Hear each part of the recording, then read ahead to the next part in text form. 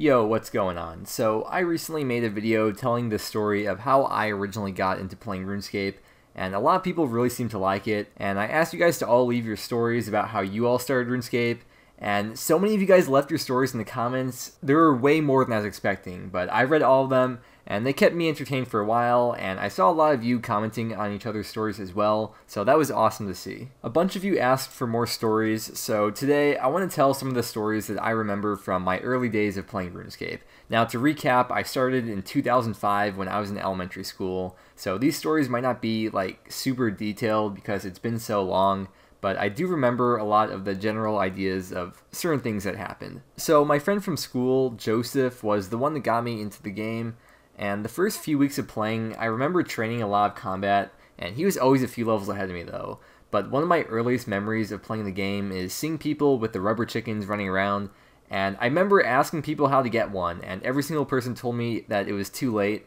So I was kind of sad that I missed it, which I later found out ended up being the 2005 Easter event, because I started playing the game around that time. But the first event that I was able to do and complete was the 2005 Halloween event, which I got the zombie head from, and I remember being so excited to get it, and then when I finally did get it, it didn't even do anything. Like, all you could do with it was hold it out in front of you and yell at it, and that was pretty much it, so I was kind of disappointed about that. But yeah, so Joseph and I would always hang out in the game, and I remember being like 18 combat, and he was like 22 combat, which I thought was pretty decent at the time. But one day we were training at cows or goblins or something, and we made friends with this person, and it was a girl in game. I mean, it probably was a dude in real life, but there's no way to know for sure. I've always just thought of the player as a girl, because the username was ittybitty2, which seems like a girl name to me. But yeah, we made friends with ittybitty, who was probably like level 12 at the time, and we tell her to follow us. And, well, it was more of Joseph who wanted to do this, and he was just private messaging me to follow along with some plan that he had,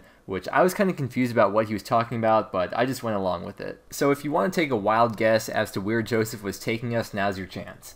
Yeah, we ended up going to the wilderness, and I'm guessing Joseph wanted to do that because Itty Bitty had a steel armor set on, which was much more slick than both of our iron armor sets. This was also my first time going to the wilderness, and my first time even hearing about the wilderness, and we'd both only been playing for like a month at the time, so I don't even know how he knew about it, but he was explaining to me what we were going to be doing as we were walking there, and I was starting to get kind of nervous and scared, but he kept telling me that we were going to make a lot of GP off of this. So we finally get deep into the wilderness, and I don't even know how he convinced her to like keep following us this long, but he tells Itty Bitty to attack him, so she does, and then he tells me to start attacking, so then we both start attacking her, and we ended up killing her and got all of her armor. I feel so bad about this because I remember she started trying to run away like at the last second when she realized what was going to happen, but we did feel bad about it at the time because we were supposedly friends with her in game, so we did end up giving her the armor back, and we still messaged her here and there over the course of the next couple months before she eventually stopped logging in after that. Another thing that I remember from those early days of playing RuneScape is that Joseph was friends with a guy named Mushrambo81,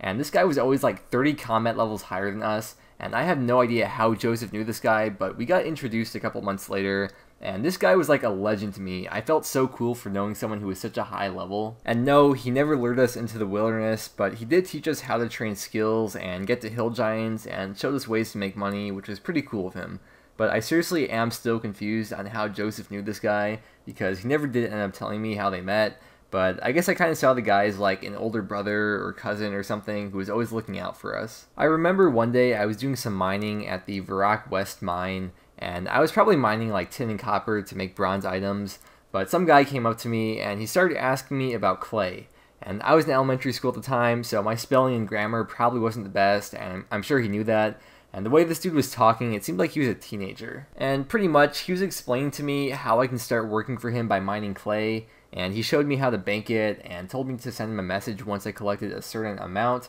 which he would pay me for, of course. And I'm sure the amount of GP that he offered me was ridiculously low, but it probably sounded good to me at the time. But yeah, he eventually went away, and I kept on mining for a bit, but you know, as little kids, a lot of us didn't have the patience to stick with a skill for more than like 10 minutes at a time, and I don't think I even ended up adding him anyways, but I eventually wandered off to do my own thing, and that was the end of that. And some say that he's still waiting for a message from me to this day. And one other thing that was super embarrassing that I did when I was a kid was I tried selling fires. So my cash stack for the first few months of playing RuneScape was around like 2 to 3k at the most, which I thought was a lot, but I was wandering around Karamja one day, probably picking bananas, and I saw a guy at the docks saying selling fires 100 GP. And I actually saw him lighting fires, which must have meant that people were actually, seriously, giving him 100 GP at a time, which was insane to me. That was a lot of money. So like any good little entrepreneur, I followed in this guy's footsteps, and I went to go get my tinderbox,